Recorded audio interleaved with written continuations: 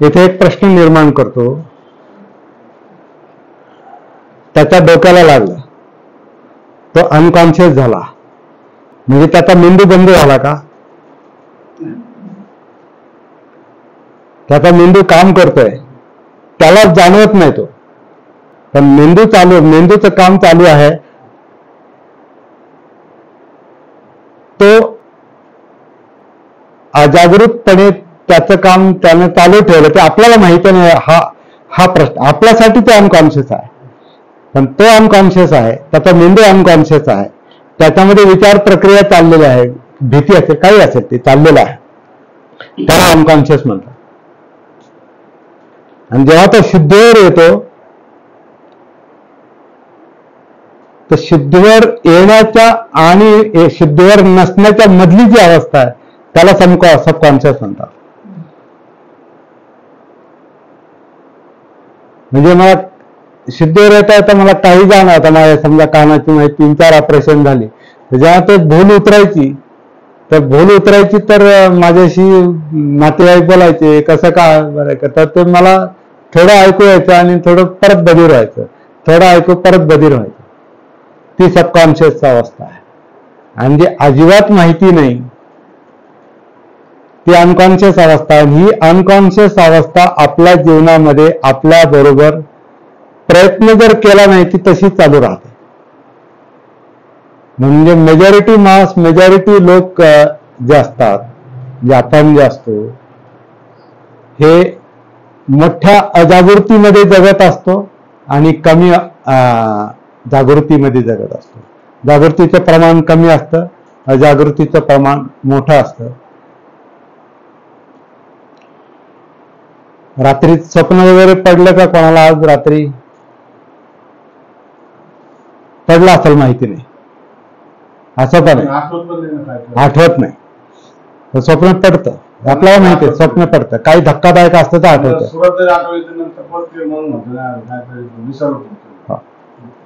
आठवत नाही तेच जास्त आहे.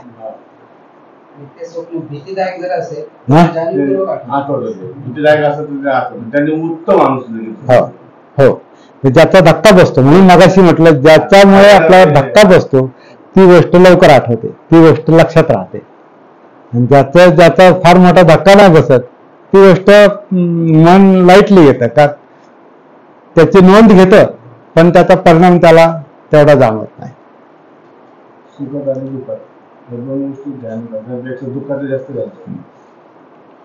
तर स्वप्न आठवत नाही पण स्वप्न पडतात,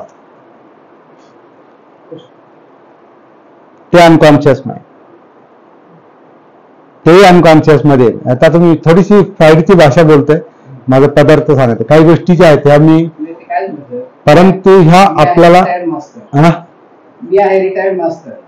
व्यक्तिमत्व विकास हा तुमचा विषय आहे, बरोबर आहे. व्यक्तिमत्व विकास तुम्ही जे फ्राईड वगैरे शब्द वापरताय, फक्त आपण आता त्याला जागृती या शब्दाच्या संदर्भामध्ये जेवढं येतं सध्या ते तेवढंच होतं. कदाचित तुम्ही आणि मी मॅच पण होणार, फक्त मी तुम्हाला विनंती एवढीच करते, कंटिन्यू. हा, अच्छा, ओके. नाही, आपल्याला डिस्कशन पण करायचंय, तेव्हा तुम्ही चुकीचं नाही सांगत, तुम्ही तुमचं प्रत्येकाला अनुभव आहे काही ना काही, असं थोडंच आहे. आता ज्ञानाचा स्फोट झाला टेक्नॉलॉजीमुळे, त्यामुळे ज्ञानी लोकांची कमतरता नाही असं माझं मत आहे. इन्फॉर्मेशन टेक्नॉलॉजीमुळे, माहिती तंत्रज्ञानामुळे माणसाकडे खूप माहिती आहे. त्याच्यामुळं आता शिकवण्याचे दिवस नाहीत. आता इथून पुढे झालं तर चर्चेचे, जर पुढे जायचं असेल तर चर्चा केली पाहिजे, आपले अनुभव एकमेकांना शेअर केले पाहिजे, मला असं वाटतं. जिथं आपण अनुभव शेअर करत नाही तिथं सगळे लोक ब्लॉक असतात, कारण ते स्वतःमध्येच असतात. ते स्वतःला चॅलेंज होऊ देत नाही कुणाला, किंवा कोणाला चॅलेंज करत नाही, कोणाला आव्हान करतही नाही आणि आव्हान स्वीकारत पण नाही. अशी माणसं ब्लॉक असतात आणि ती माणसं कधीच पुढे जाऊ शकत नाही. आजच्या पॉलिटिक्स विषयी मला जास्त बोलायचं नाही, पण ते एक आजचं उदाहरण आहे. माणसं ब्लॉक आहेत, बंदिस्त आहेत, कारण निद्रिस्त आहेत, जागृत आहेत, सतीमध्ये नाही, भान नाही. त्यामुळं मतदान खरंच मतदान करतोय म्हणून मतदान नाही करत. आज मतदानाचा दिवस आहे आणि गेलं पाहिजे आणि केलं पाहिजे. कोणाला काय काय माहिती नाही मला. लोक म्हणतात यांना द्या, दिलं. त्यांना देऊ नका, नाही दिलं. का नाही दिलं त्यांना, का दिलं यांना, मला काय माहिती. बहुतेक लोक प्रवाहपतीत असतात, म्हणजे प्रवाह जसा चाललाय तिकडे. तेव्हा काही लोक म्हणतात जायलाच नको. ती आणखीन झोपेतली अवस्था, आणखीन निद्रिस्त अवस्था आहे. त्यांना हक्क अधिकार, आपण नागरिक आहोत याचंच भान नाही, म्हणून ते मतदानच करत नाहीत. ते आणखीन झोपलेली अवस्था आहे वगैरे वगैरे. तो आपला विषय आहे पण आणि नाही पण, कारण तो आपला जो विषय हा आपण स्वतः आहोत हे आपण पहिल्यांदाच पाहिलं. आपण हा आपला विषय आहे, आपला विषय दुसरा नाही. आपलं जीवन हा आपला विषय आहे. आपण आपलं मन भानावर आहे की नाही हे आपण पाहतोय. आणि हे आपण थेअरी पाहत नाही किंवा कुठल्या पुस्तकातला अभ्यास पाहत नाही. संदर्भ घेऊ शकतो आपण, पण तो आपला मुख्य विषय नाही. आपला मुख्य विषय आपण आहोत. म्हणून आपल्याला आपले बालवाडीचा विषय घेतला की आपला जन्माचा विषय घेतला, किती आपल्याला आठवतं, किती आठवत नाही, आपलं किती मन जागृत आहे, किती अजागृत आहे, हे डायरेक्ट इथल्या इथं अनुभवण्याची गोष्ट आहे. आत्ता सती जागृतीचा विषय हा वर्तमानातला विषय आहे, आत्ताचा विषय आहे, आत्ताचा. आणि आत्ता म्हणजे काय? आत्ता म्हणजे आपण वर्तमान म्हणतो, आणि वर्तमान ही स्थिर गोष्ट नाही. घड्याळाचा काटा एक एक सेकंद पुढे चाललाय, तसं आपलं जीवन पण पुढे चाललंय. 60 सेकंद, 1 मिनिट, 60 मिनिट, 1 तास, 12 तास, 24 तास, असं करत करत आपलं जीवन हे वाढत चाललं. तुम्ही म्हटलं ना तसं वाढत चाललंय, आणि आपण त्याच्या बरोबर नाही. आपण आपल्या जीवनाच्या बरोबर नाही म्हणजे आपण जागृत नाही, म्हणजे आपण सतीमध्ये नाही. तर हा प्रश्न जर लक्षात येत असेल किंवा घेतला, तर मग इथून पुढे मग खरं काम सुरू आहे. कारण हा प्रश्न लक्षात घेणं का गरजेचं आहे? आता सुभाष आल्हाट आम्ही परवा चर्चा करत होतो की आपण आतापर्यंत स्वतःसाठी, कुटुंबासाठी, समाजासाठी, चळवळीसाठी, काही लोक राष्ट्रासाठी आणि काही लोक जगासाठी फार विचार करतात, चळवळ करतात, आणि मेजॉरिटी लोकांना अपयश जाणवतं. मेजॉरिटी लोकांना असं वाटतं की आपण कुठे चाललोय, कोणत्या दिशेला चाललोय, काय करायचं नेमकं. म्हणजे आजही आपण समाधानी नाही, असं आम्ही चर्चा करत होतो. अजूनही असं वाटतं की शोधायचं आहे, अजून काहीतरी शोधायचं, काहीतरी चुकलंय आपलं. हे चुकलं हे जर आपल्याला जाणवत असेल तर मग आपण योग्य किंवा बरोबर मार्गावर येऊ शकतो. आपल्याला चुकच जाणवत नाही, आपण कुठं आहोत हेच आपल्याला जाणवत नाही, काय विचार करतो हेच जाणवत नाही, काय आपल्या भावना आहेत हेच जाणवत नाही, काय कृती करतो हेच आपल्याला जाणवत नाही, म्हणजे कसं जगतो हे जर आपल्याला जाणवत नाही, तर मग ह्या जीवनाला आपण काय दिशा देणार आहे? म्हणून आपल्याला आपलं जीवन जे चाललेलं असतं परिस्थिती घडवते बनवते तसं चाललेलं असतं. म्हणजे काहीतरी निमित्त निर्माण होताना आपण काहीतरी करतो, आपण होऊन नाही करत, परिस्थिती निर्माण होते आणि आपण त्याप्रमाणे करतो. जसं आता हे वर्कशॉपचं आयोजन केलं आणि आल्हाटांनी तुम्हाला सांगितलं की या, आणि आपण आलो, परंतु आता आलो, ठीक आहे, इथपर्यंत ठीक आहे. पण आता जो हा सेकंद काटा आणि तास काटा चाललेला आहे, म्हणजे आपलं जीवन जे चाललेलं आहे, ह्याच्याशी आपण कनेक्टेड आहोत का, ह्याचं आपल्याला भान आहे का, जागृती, हा बुद्धाचा विषय आहे. म्हणजे आपण बुद्धाला आपण बुद्ध याचा अर्थच जागृत व्यक्ती असा होतो. बुद्ध म्हणजे बुद्धाचा उल्लेख का करला तर हा जगावर ह्या विषयाचा प्रभाव आता जगावर आहे. जग जे ह्या विषयाला मानतं ते ह्याच्यामुळे बुद्धाला का मानतं जग, कारण बुद्धाने बोध सांगितलेला आहे, जागृती सांगितलेली आहे. आणि जागृती म्हणजे जीवनाची जागृती सांगितलेली आहे. आणि जागृती का पाहिजे, कारण आपल्या जीवनाला जर योग्य वळण द्यायचं असेल किंवा आपल्या साध्या व्यावहारिक भाषेत बोलायचं असेल, आपल्याला जर जीवनामध्ये 100% सुख आणि समाधान पाहिजे असेल तर आपल्याला आपलं जीवन समजलं पाहिजे. जे जीवन समजतच नाही त्याला कसं काय तुम्ही 100% समाधानी सुखी करू शकता. जीवन आधी समजलं पाहिजे, आपण काय आहोत हे आपल्याला समजलं पाहिजे, आपल्याला काय काय समजत नाही हे पण समजलं पाहिजे. आणि प्रामाणिकपणे काय कोणासाठी काम नाही करायचं. आपण काय दुसऱ्याची जबाबदारी नाही घेऊ शकत.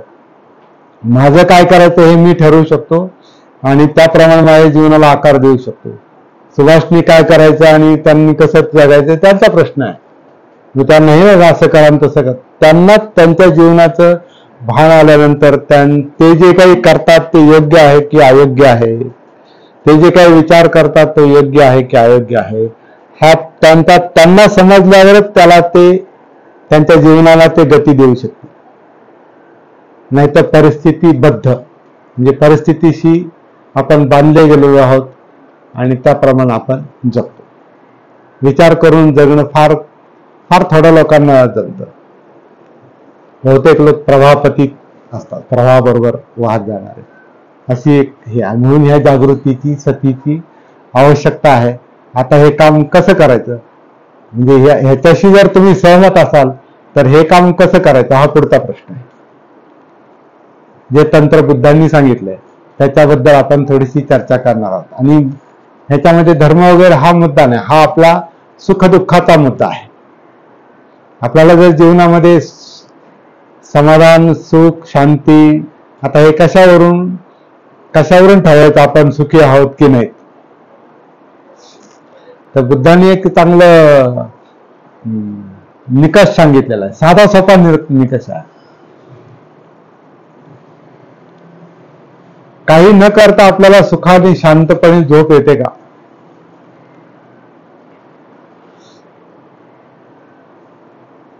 आपण शांत झोपतो का? जेवढं झोपतो 7 तास 6 तास जे काही झोपतो ते घोर घेऊन झोपतो का बिनघोर झोपतो आपण? म्हणजे मनामध्ये अस्थिरता असते का, चिंता असते का,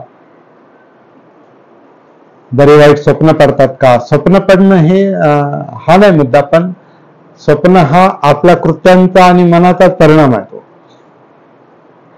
आपल्याला ज्याला आपण झोप म्हणतो, निद्रिस्त मुद्दाम विश्रांती म्हणून जेव्हा, तर खरोखर विश्रांती घेऊ शकतो का आपण?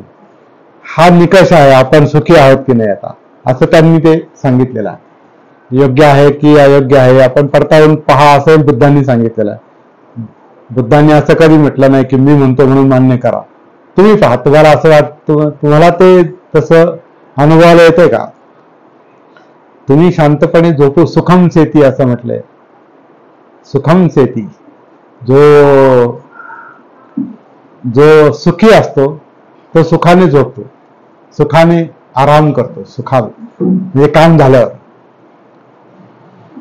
आपण पाहतो आपलं जे जीवन इतकं विचित्र आणि विस्कळीत असतं की रात्री आपल्याला सुखाने शांतपणे झोप येत नाही, झोप घेता येत नाही, विश्रांती घेता येत नाही.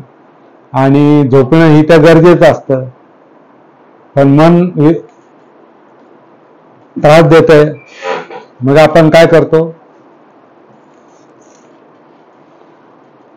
काय करतो? तर काही लोक त्याच्यावर त्यांचा जो उपाय ते मद्यपान करतात आणि झोपण्याचा प्रयत्न करतात. झोप लागत नाही पण प्रयत्न करतात. मद्यपान करण्याचा अर्थ काय होतो? जे तुमचं अजागृत मन आहे, जे तुम्हाला त्रास देत आहे, त्याला तुम्ही बधीर करून टाकता. प्रयत्न करतात असं, पण ते कधी अजागृत मन कधीच बधीर होत नाही. त्याचं काम चाललेलं असतं आणि त्याचा परिणाम ते तुम्हाला दाखवतो. तुम्ही मद्यपान करा नका करू, पण आपलं अजागृत मनामध्ये ज्या अस्थिरता असतात, अशांतता असते, भीती असते, भयगंड फोबिया जो असतो, एकटेपणा जो असतो, हा आपला बॅक ऑफ द माइंड म्हणून की आपल्या अजागृत मनामध्ये, निद्रिस्त मनामध्ये जे चाललेलं असतं त्याचा परिणाम मात्र आपल्या शरीरावर जाणवतो. आणि मग आता मेडिकल सायन्स म्हणतात आपले जे आजार आहेत जवळपास 80-90% आजार हे सायकोलॉजिकल आहे, किंवा अगदी 95% तेव्हा 95%, 96% अगदी सगळेच म्हणा. फार थोडे आजार जे असतात हे परिस्थिती जन्य असतात, परंतु जास्तीत जास्त आजार जे आहेत हे आपल्या मनावर अवलंबून आहे आणि तेही अजागृत मनावर अवलंबून आहे, अनकॉन्शियस माइंडवर अवलंबून आहे. म्हणजे अजागृत मनाला जागृत मनामध्ये कन्वर्ट करणं म्हणजे सती जागृतीचा मुद्दा आहे. ही एक साधना आहे, ही प्रॅक्टिस आहे, ही समजून. पण आधी प्रश्न लक्षात आला पाहिजे, म्हणून का करायचंय? जी गोष्ट समजून उमजून केली जात नाही त्याचा काय उपयोग होत नाही. का करायचंय? तर डायरेक्ट आता आपण समजा ती प्रॅक्टिस आपल्याला सांगितली की काय करायचं, तर का करायचं हे जर मनात प्रश्न तसाच लटकता असेल तर ते पुढचं ऐकलं जात नाही, समजून घेतलं जात नाही.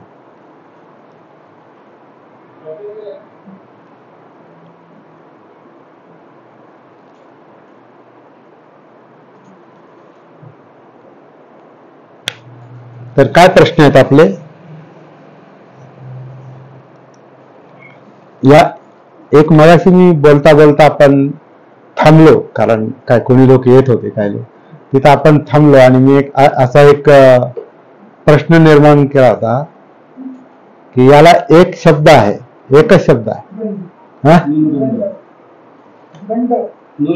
गंड नाही, न्यूनगंड, अहंगंड, समगंड तो वेगळा. म्हणजे ती मनोवस्था आहे. गंड म्हणजे मनोवस्था आहे, अहंगंड म्हणजे मन अहंकारी आहे, अहंकारी अवस्था आहे. ते न्यूनगंड म्हणजे ते मन स्वतःला कमी समजतं, ते न्यूनगंड. आणि समगंड म्हणजे कसं की तुम्ही आम्ही एकच सारखे, तुम्ही ग्रॅज्युएट आहे, मी ग्रॅज्युएट आहे, काय फारसा फरक नाही. पण फक्त ग्रॅज्युएशन एवढंच मोजमाप नाही ना तुमचे अनुभव, तुमचे कर्तृत्व तुमचं वेगळं असेल. मी ते नाही पाहत. तुम्ही BA आहात किंवा BSc आहात, मी पण BSc आहे. तुम्ही डॉक्टर आहात, मी डॉक्टर आहे, आपण एकच आहोत, सारखे आहोत. त्याच्यामुळे आपण एकमेकांबद्दल रिसेप्टिव्ह नसतो. तर तो समगंड जो असतो तोही फार मोठा प्रॉब्लेम आहे आजकाल. समगंड ही सारखे आपण एकच आहोत, सारखं कोणीच नसतं. सारखं कोणत्या दोन व्यक्ती सारख्या नाहीत. इतकंच काय, आपण सुद्धा कालचे आपण आणि आजचे आपण याच्यात फरक आहे. 5 वर्षापूर्वीचे आपण आणि आजचे फरक आहे. 20-25 वर्षापूर्वीचे आजचे फरक आहे. माझं 69 वय आहे, पूर्ण झालं. मी 69 वर्षापूर्वीचा किंवा मधला कोणता काय घाण आजचा मी, याच्यामध्ये फरक आहे. म्हणजे आपणच दोन याच्यामध्ये एकसारखे नसतो. आपल्या विचारात बदल होतो, इमोशन्स मध्ये बदल होतो, आपल्या कॉन्फिडन्स मध्ये बदल होतो, आपल्या बोलण्यात बदल होतो, आपल्या प्रकृतीत बदल होतो, आचरणात बदल होतो. परिवर्तन अनित्य आहे, सगळं बदलत आहे. त्यामुळे काही सारखं नाही.